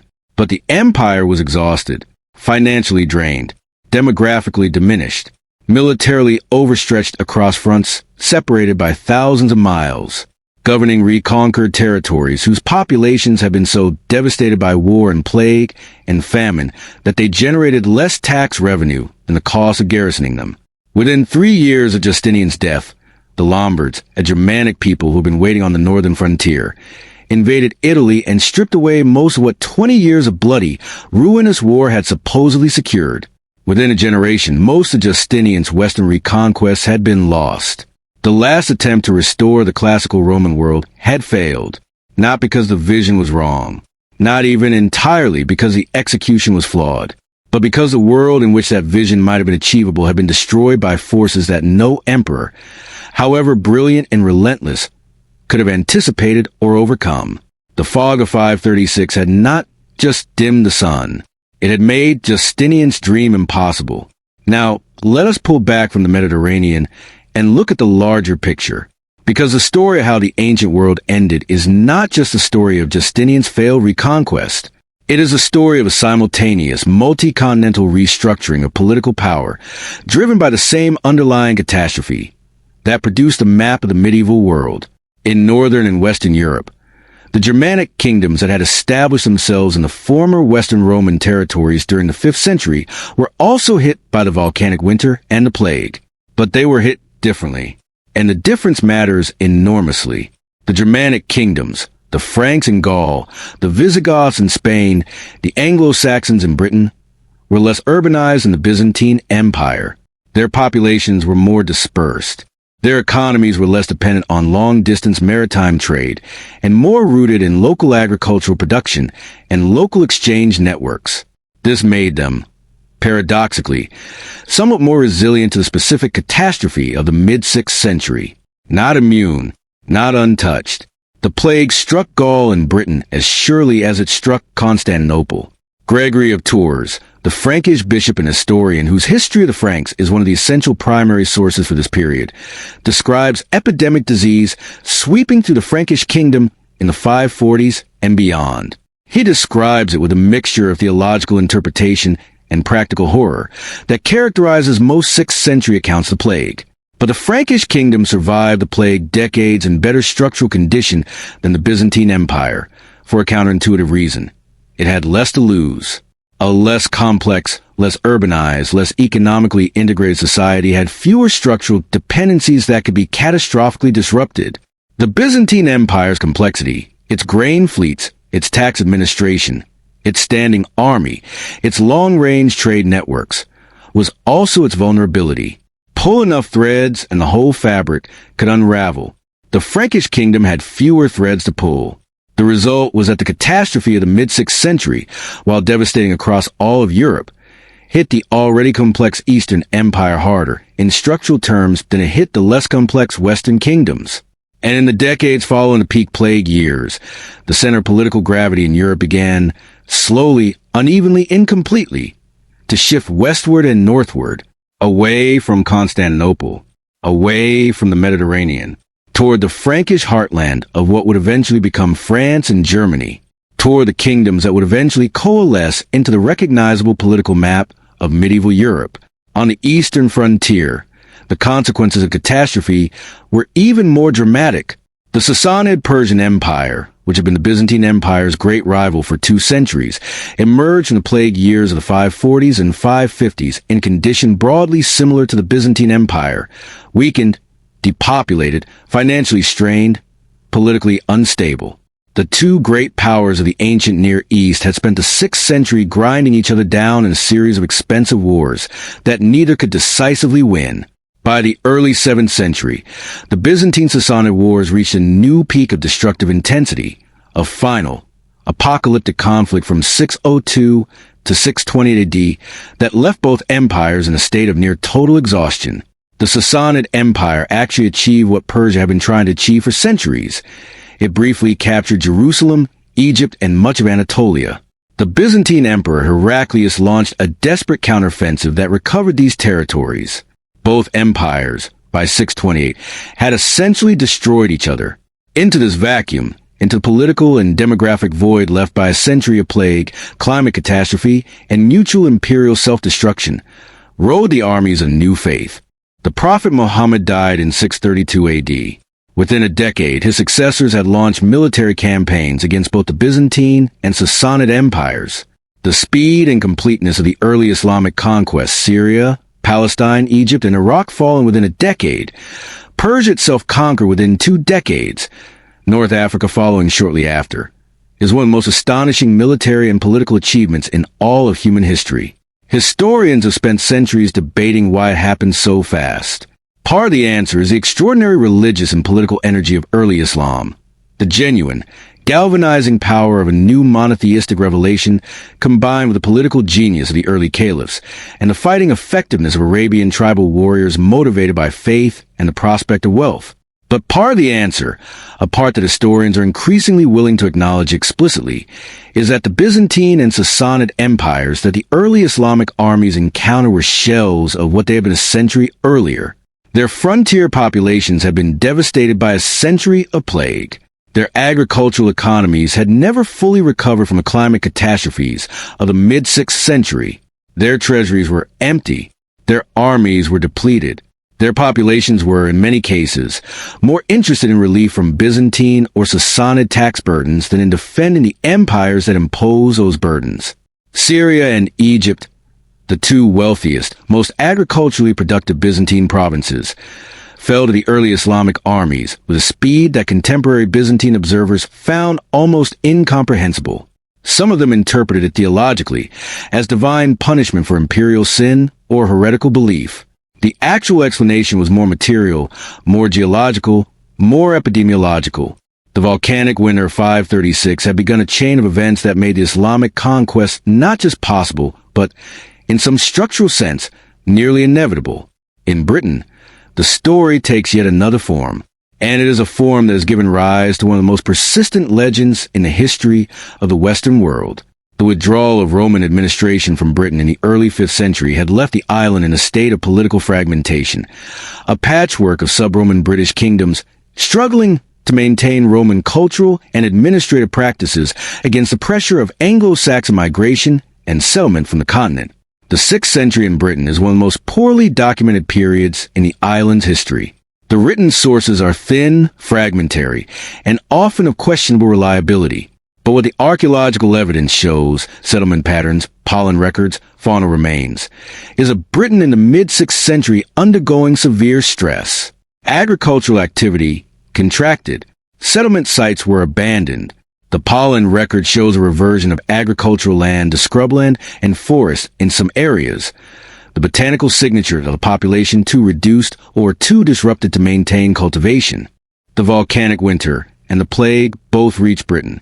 Gildas, the British monk whose polemic on the ruin and conquest of Britain is one of the few surviving contemporary documents from this period, was writing in the mid-6th century about a world that felt comprehensively broken. Politically, morally, spiritually broken. His Britain is a place of abandoned cities, corrupt rulers, failing institutions, and divine punishment made manifest in military defeat and social collapse. It is in this context, this Britain of the mid-6th century, climatically stressed, plague-struck, politically fragmented, culturally traumatized, that the legends of King Arthur have their deepest historical roots. Not a historical Arthur, necessarily. The evidence for a specific historical figure is thin to non-existent. But the psychological and cultural need for an Arthur, the need for a story about a great king who held the darkness back, who maintained civilization against the barbarian tide, who represented the last flowering of Roman order in a world that was losing it. That need was born in the catastrophe of the 6th century. The fog that darkened the sky over Constantinople also darkened the sky over the British Isles, and out of that darkness came a mythology of lost golden ages and fallen kingdoms that has never fully left the Western imagination. Now, let's talk about what was born in the wreckage, because this story, as dark as it is, does not end in pure destruction. By the final decades of the 6th century, something new was beginning to take shape across the former territories of the classical world. It was not the ancient world restored. It was not anything that a citizen of 5th century Rome or Constantinople would have fully recognized. But it was not nothing either. In the West, the Frankish kingdom under the Merovingian dynasty was slowly building the administrative and ecclesiastical structures that would, over the next 2 centuries, evolve into the Carolingian Empire, the political framework that would eventually produce both France and the concept of a Christian West of Europe as a distinct civilizational entity. The Catholic Church, which had survived the catastrophe of the mid-6th century in better institutional condition than virtually any other large organization, because its local, decentralized structure made it less vulnerable to the kind of cascading systemic failure that had broken the imperial administration, was filling the power vacuum left by the retreating empire. Bishops were becoming the effective administrators of cities. Monasteries were becoming the centers of agricultural innovation, manuscript preservation, and medical care. The church was becoming, in the absence of any functioning secular alternative, the skeleton around which the new medieval world would slowly build its flesh. In Constantinople, the empire that emerged from the catastrophe of the mid-6th century was visibly, definitively different from the empire that had entered it. The last emperors who genuinely thought in the old Roman terms, who spoke Latin as a primary language of administration, who framed their authority in the tradition of Augustus and Constantine, belonged to Justinian's generation. The emperors who followed, navigating a smaller, poorer, more defensively oriented state, increasingly thought in Greek, increasingly framed their identity in explicitly Christian rather than Roman terms, and increasingly accepted that the Western Roman world was gone and was not coming back. The Byzantine Empire that survived, and it did survive remarkably, for another 9 centuries after Justinian, was not the Roman Empire. It was something new, something that had been forged in the fire of volcanic winter and plague and military overextension. Something harder, leaner, more theologically focused, more explicitly Eastern in its cultural orientation. Something medieval. There is a date that some historians use as a symbolic marker for the end of the ancient world. It is not 476 AD, when the last Western Roman emperor was deposed. That date, though famous, marks a political formality more than a civilizational reality. The Eastern Roman Empire continued. Roman culture continued. Roman law continued. The date some historians prefer is somewhere in the middle decades of the 6th century. the period between the volcanic winter of 536 and the final recession of the Justinian Plague in the 560s. The 25 years in which the demographic, economic, agricultural, and institutional foundations of the classical world were broken past the point of repair. Not a single dramatic moment, not a battle or a proclamation, or the death of a single emperor. A long, cold, hungry, plague-ridden, 2.5-decade process of civilizational dissolution that nobody planned, nobody wanted, nobody fully understood while it was happening. The ancient world did not fall. It did not collapse in the dramatic, sudden way that the metaphor of collapse implies. It subsided. It contracted. It lost the energy in the population and the economic complexity that sustained it slowly and then faster, and then all at once, the way Hemingway's famous character described going bankrupt, gradually and then suddenly. By 570, the world on the other side of that process looked fundamentally different from the world that had entered it in 535. The Mediterranean was no longer the center of a unified civilizational system. It was a contested frontier between three emerging civilizational blocks: the Byzantine remnant in the east, the Germanic Christian kingdoms of the west, and, soon, the explosive new civilization of early Islam in the south and east. The city had given way to the monastery as the primary center of cultural life in the west. The emperor had given way to the king, and the king had given way, in many practical matters, to the bishop. The long-distance trade networks that had made the ancient Mediterranean economy possible were fragmenting into shorter, more local, more fragile chains of exchange. Latin was fracturing into the regional dialects that would eventually become Italian and French and Spanish and Portuguese and Romanian. The 6-year-old child of Rome's linguistic inheritance, already diverging into the national languages of the modern world. The ancient world was over. It had not ended with a bang. It had ended with 18 months of dim, cold, sulfurous sky, followed by 5 years of famine, followed by a plague that killed a third of the Mediterranean world, followed by a generation of war fought over the corpse of what had been. And out of that ending, out of that long, terrible planetary catastrophe that had begun with a volcano erupting in Iceland in the early months of 536 AD, something new was being born, something that would, in its own time and in its own way, build cathedrals and universities and legal systems and works of art and literature that the ancient world had never imagined.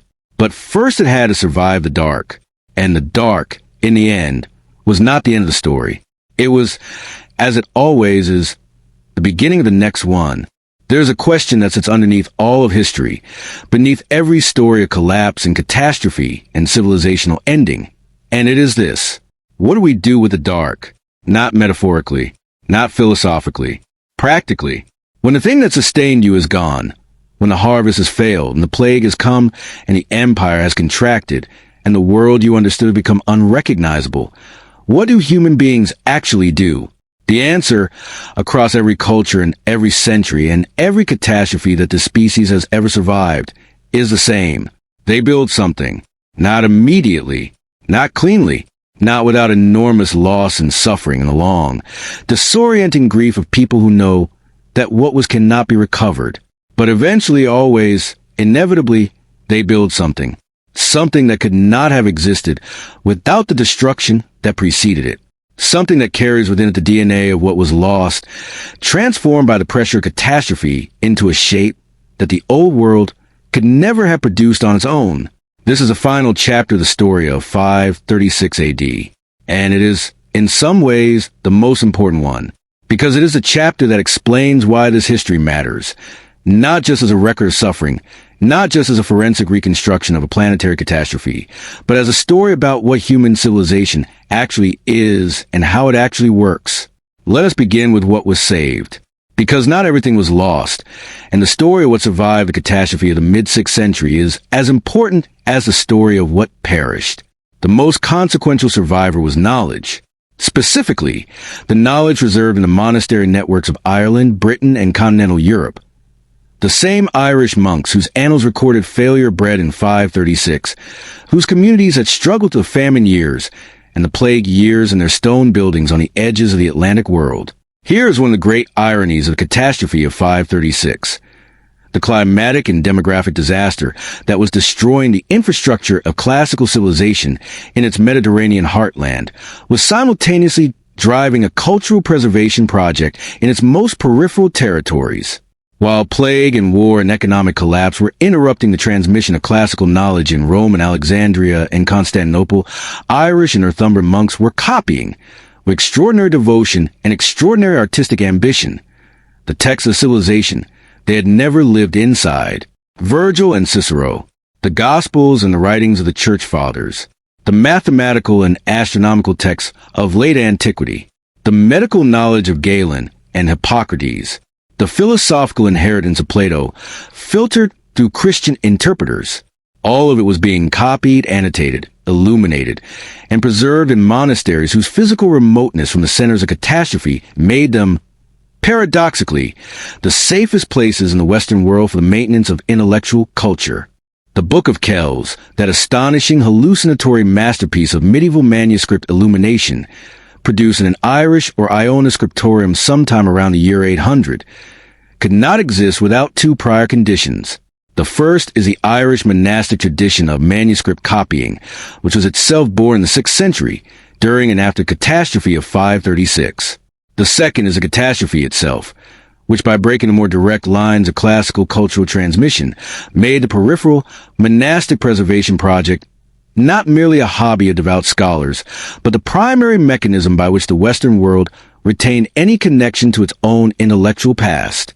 The dark preserved the light, not by intention, not by planning, but by the brutal logic of catastrophe, which destroys complexity at the center and sometimes, in doing so, forces simplicity at the periphery to become sophisticated enough to carry what the center can no longer hold.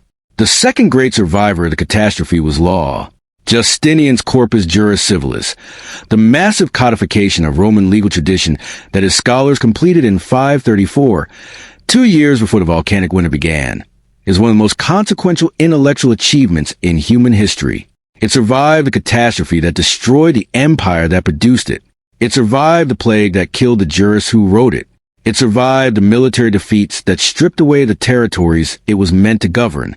It survived because ideas, when they are written down and copied, are harder to kill than empires. The Corpus Juris Civilis was rediscovered in medieval Italy in the 11th century and became the foundation of legal education at the University of Bologna, the first university in the Western world. From Bologna, the study of Roman law spread across medieval Europe, shaping the legal systems of every major European nation. The concepts of legal personhood, of contract, of property rights, of the distinction between public and private law, all of it flowed from the Corpus Juris Civilis into the legal DNA of the modern Western world. The man who commissioned that work died in 565, his empire already contracting around him, his grand reconquest already unraveling. He could not have known that the legal monument he built would outlast his empire by 1,000 years and shape the governance of nations he had never heard of. He could not have known that the catastrophe which had defeated his military ambitions would, in a strange and circuitous way, preserve his legal ones, because of very fragmentation of political authority. In the post-catastrophe, West created a situation in which a shared legal tradition became the connective tissue that held the idea of European civilization together when no political structure could. Justinian failed to restore the Roman Empire. He accidentally preserved the Roman mind. The third survivor, perhaps the most important of all, was biology itself. Here is something that sounds brutal but is simply true. The populations that survived the combined catastrophe of volcanic winter, famine, and plague were, in a meaningful biological sense, selected for survival, not in any intentional or directed sense. Natural selection is blind, indifferent, and operates across generations rather than in the minds of individuals. But the people who survived the Justinian Plague carried, in many cases, immune system variants that made them more resistant to Yersinia pestis. Their descendants inherited those variants.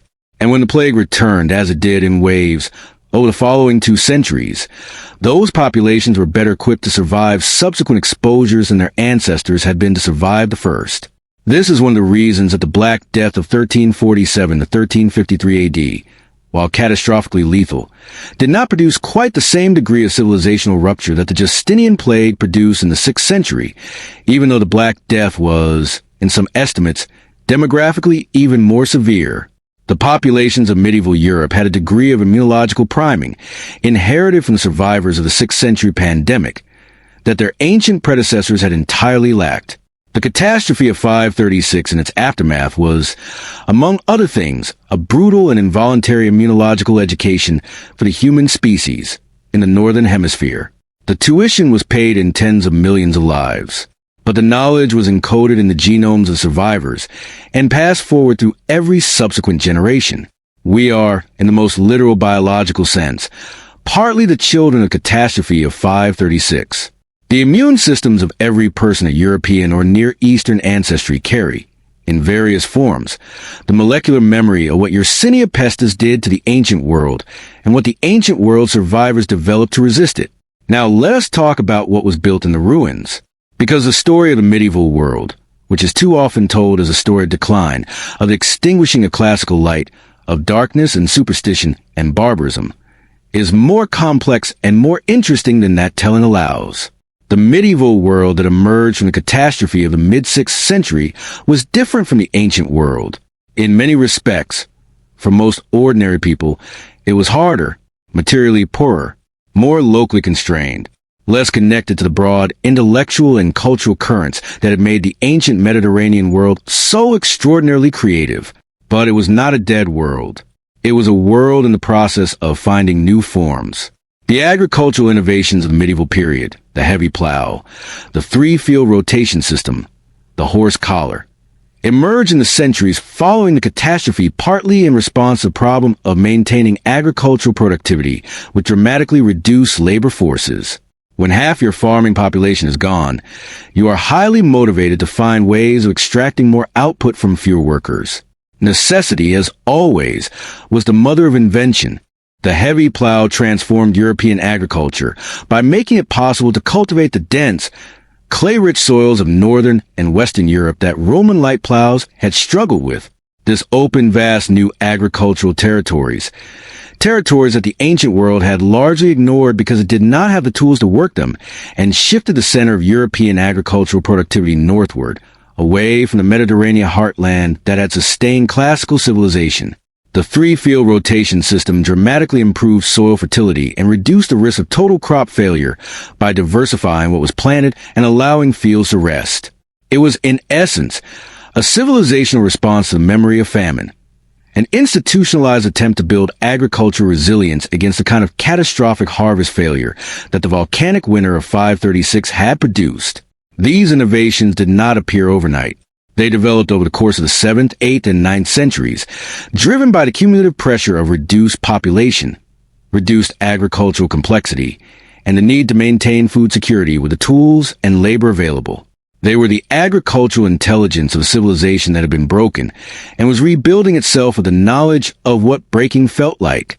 The monasteries deserve another moment here, because their role in the post-catastrophe world goes beyond manuscript preservation. The great Benedictine monasteries of the early medieval period, founded on the rule of Saint Benedict, written in approximately 530 AD, just 6 years before the fog, became, in the centuries following the catastrophe, the most sophisticated agricultural operations in Western Europe.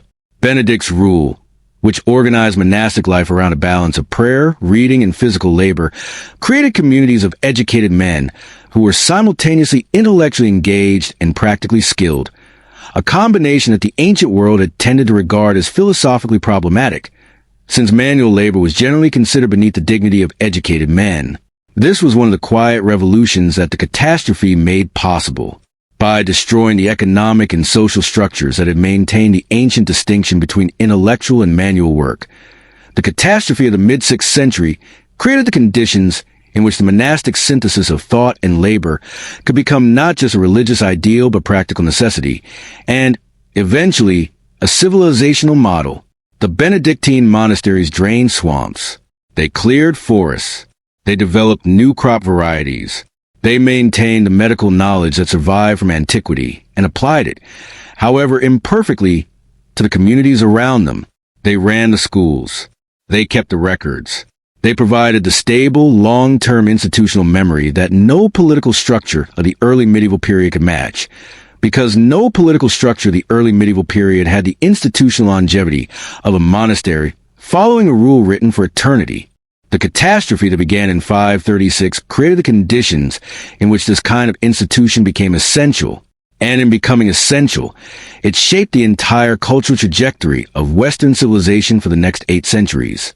In the Islamic world, which was, remember, partly made possible by the demographic collapse that the catastrophe produced in Persia and Byzantium, the synthesis of preserved classical knowledge with new religious and philosophical energy produced one of the great intellectual flowerings in human history.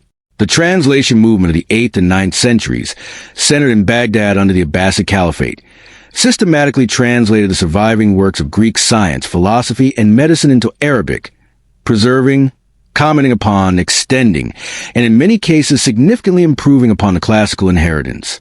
The works of Aristotle, Plato, Galen, Euclid, Ptolemy, works that were increasingly difficult to access in their original Greek form, the fragmented, impoverished West, were maintained, studied, and developed in the great intellectual centers of the Islamic world for centuries before they were rediscovered by European scholars and triggered the Renaissance.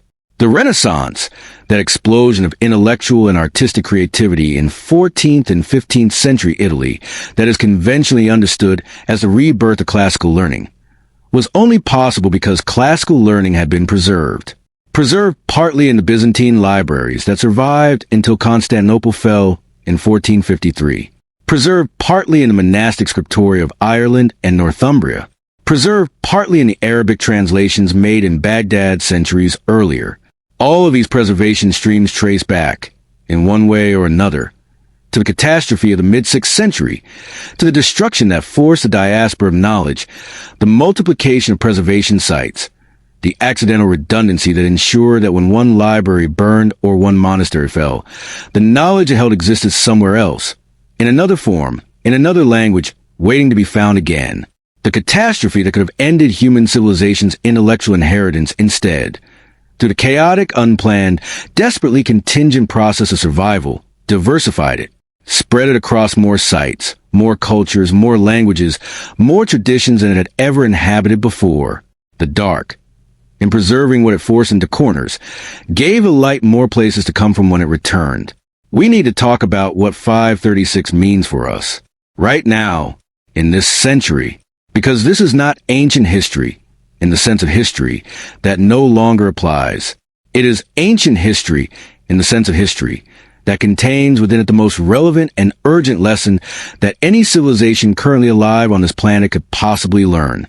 The catastrophe of 536 was caused by a natural geological event, a volcano, one of the basic physical facts of the planet we live on. It was not caused by human failure, human wickedness, or human foolishness.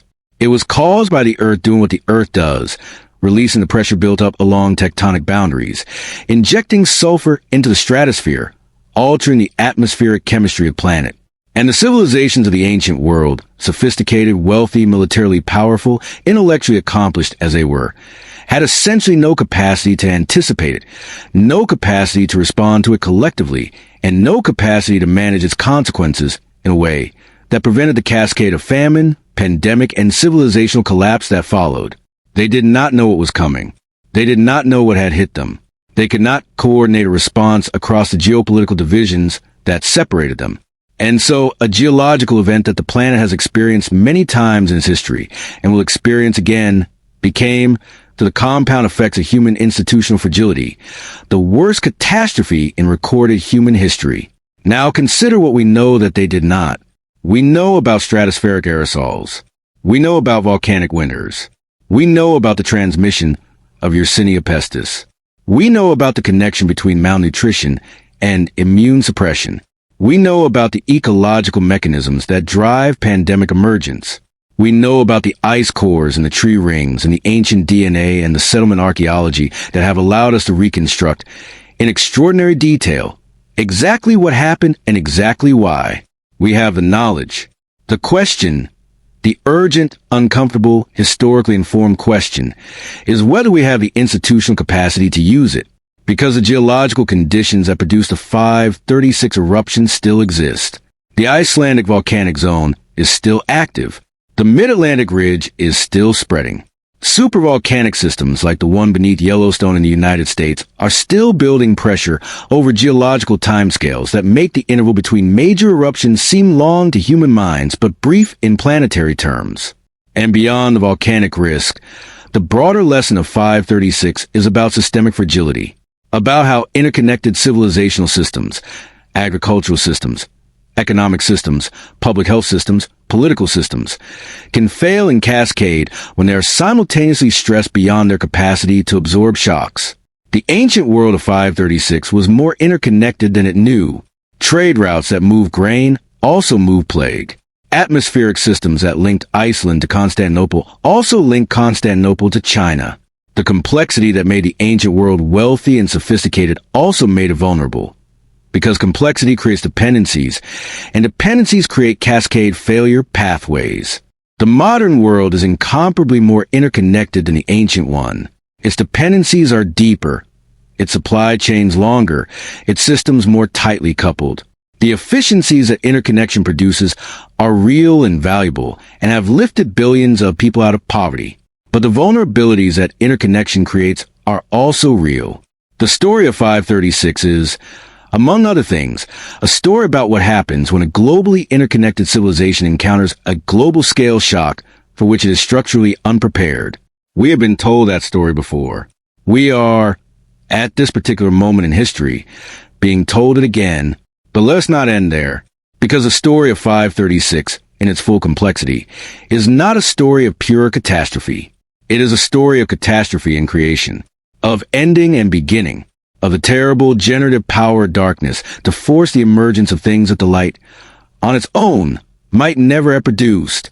The medieval world that grew from the ruins of the ancient one, slowly, painfully, over the course of 2 or 3 centuries of hardship and improvisation and desperate creativity, gave us things that the ancient world had never managed. It gave us the university. The ancient world had its philosophical schools and its libraries, but the university, the self-governing community of scholars with its own legal standing, its own institutional identity, its own capacity to persist across generations regardless of who was in political power, was a medieval invention born in the 12th century, partly from the recovery of classical learning that the catastrophe had paradoxically preserved. It gave us, through the Islamic synthesis that the demographic collapse of the Byzantine and Sassanid worlds had helped make possible, the mathematical and scientific foundations on which the modern scientific revolution would eventually build. Algebra, the decimal number system, advances in astronomy, medicine, optics, and chemistry that the ancient world had not achieved. It gave us, through the Frankish kingdoms and their successors, the political concept of feudal obligation and eventually parliamentary representation, crude and brutal in their early forms, but containing within them the seed of the idea that political authority requires some form of consent from those it governs, an idea that the absolute monarchies of the ancient world had never fully formalized.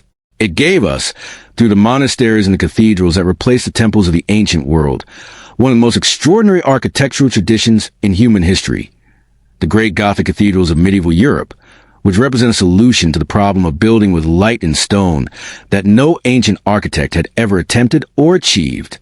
None of these things were inevitable. None of them were planned. None of them were visible in the rubble of the ancient world as it slowly subsided in the second half of the 6th century. They were the product of human creativity operating under extreme constraint, of minds shaped by catastrophe, finding new solutions to old problems because the old solutions no longer existed. This is what civilizations do. Not always, not automatically, not without enormous cost and suffering and the loss of things that deserve to survive, but persistently, stubbornly, with a creativity that seems to intensify under pressure. They find a new thing.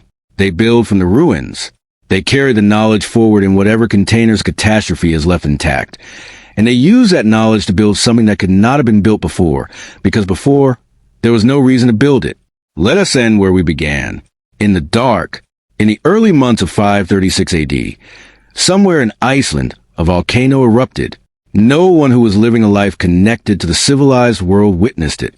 No one recorded it in real time. The eruption column punched through the atmosphere and injected its sulfurous payload into the stratosphere, and the global winds caught it and spread it, and within months the sky over the known world was wrong. A Byzantine civil servant looked up at a sun that gave no warmth and reached for his pen. An Irish monk looked at a stunted grain and reached for his quill. A Chinese court historian looked at summer snow and reached for his brush. A Moche farmer on the coast of Peru looked at a changed ocean and reached for nothing.